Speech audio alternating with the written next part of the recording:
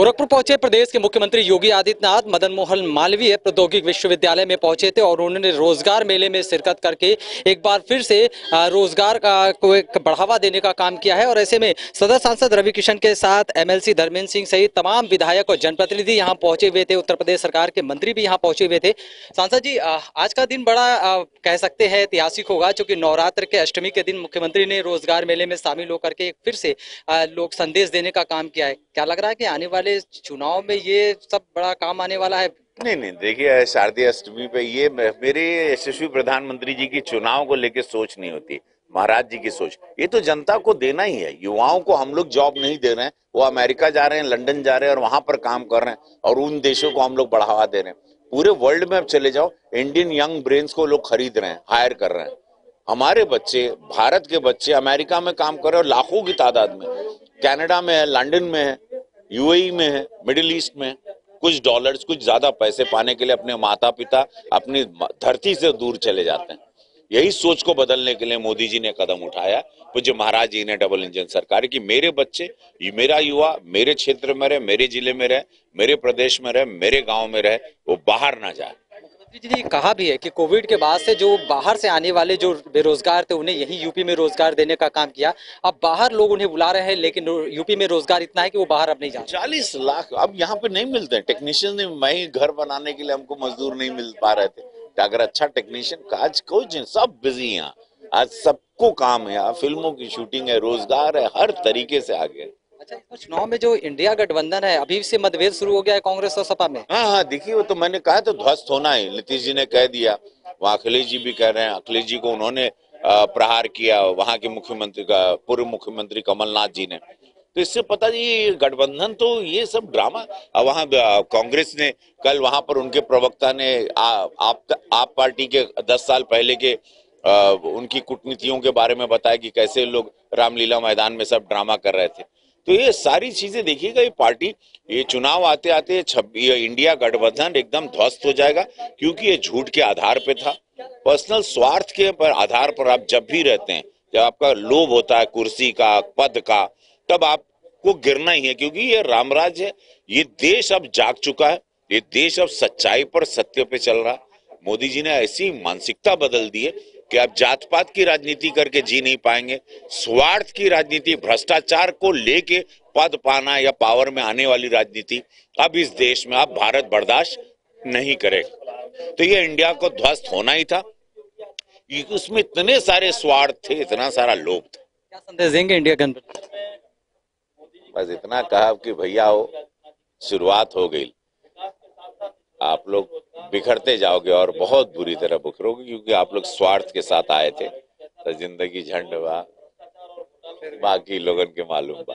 अच्छा, मध्य प्रदेश में जो फार्मूला इख्तियार किया सपा ने, क्या लग रहा है यूपी में भी वही होगा? जो वहां पे 10 सीटों पे उतार दिया, फिर कांग्रेस ने भी उतार दिया, फिर क्या लग रहा है यूपी में भी इसी तरीके का होगा, या गठबंधन आगे चल पाएगा चुनाव तक? ये नहीं चल पाएगा, ये कुछ नहीं। ये मोदी जी ही एक ही चेहरा है पूरे भारत को, पूरे विश्व को एक ही चेहरा चाहिए, मोदी जी, और कोई नहीं चाहिए। मैं आपको दावे के साथ, ये नहीं कि मैं कार्यकर्ता हूं या सांसद हूं या मोदी जी को प्रेम करता हूं या भाजपा को प्रेम करता हूं, पूरे देश से पूछ लीजिए, गांव देहात, हम लोग तो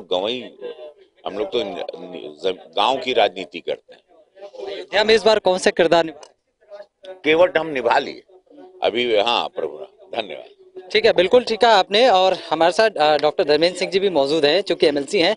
एक सवाल इनसे जरूर करूंगा कि जिस तरह से आप लोग संगठन को मजबूत करने का काम कर रहे हैं, इंडिया गठबंधन भी लगातार हावी हो रहा है, तो क्या लग रहा है कि चुनाव में इंडिया गठबंधन हावी हो पाएगा या भारतीय जनता पार्टी को कुछ नुकसान पहुंचा पाएगा?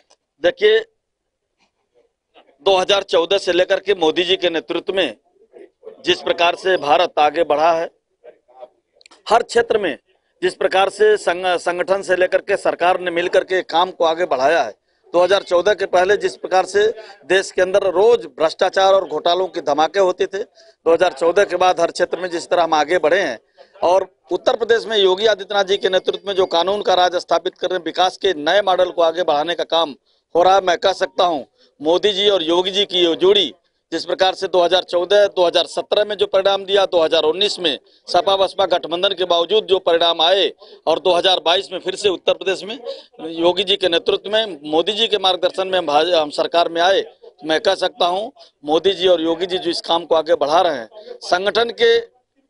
संगठन के आधार पर भी और जनता के आशीर्वाद के आधार पर 2024 में प्रचंड बहुमत के साथ फिर मोदी जी की सरकार आई। कोई भी विपक्ष सामने नहीं आ पाएगा, क्योंकि विपक्ष के पास कोई सोच ही नहीं है। ये बात आपने बिल्कुल ठीक कहा और जनप्रतिनिधियों पर एक बड़ी जिम्मेदारी सौंपी गई है इस बार। क्या लग रहा है एज ए जनप्रतिनिधि इस बार मिशन 2024 को किस तरीके से भारतीय जनता पार्टी के पक्ष में या उनके पाले में लाने की कोशिश करेगी? उत्तर प्रदेश का जो 2017 के बाद एक अलग पहचान बना है, आज जो लोगों को रोजगार मिल रहा है, आज जो लोग उत्तर प्रदेश के बाहर लोगों को पलायन नहीं करना पड़ रहा है। मैं यहाँ तक बता दूं, मेरा गीडा जो नोएडा के तर्ज पे काम कर रहा है और नोएडा से अधिक विकास गीडा का हो रहा है। बड़ी बड़ी कंपनियां पेप्सिको, केयान, ज्ञान की जो हमारे पूर्वांचल के नौजवान पलायन करते थे, उनका रोजगार के लिए पलायन रुक गया है। कहीं न कहीं वो आज उत्तर प्रदेश के बाहर के लोग व्यक्ति आके उत्तर प्रदेश हमारे गीडा में अपना रोजगार पा रहे हैं और हमारे पूर्वांचल के जो नौजवान हैं उनको रोजगार यही मिल रहा है, उनको बाहर जाने की आवश्यकता नहीं है।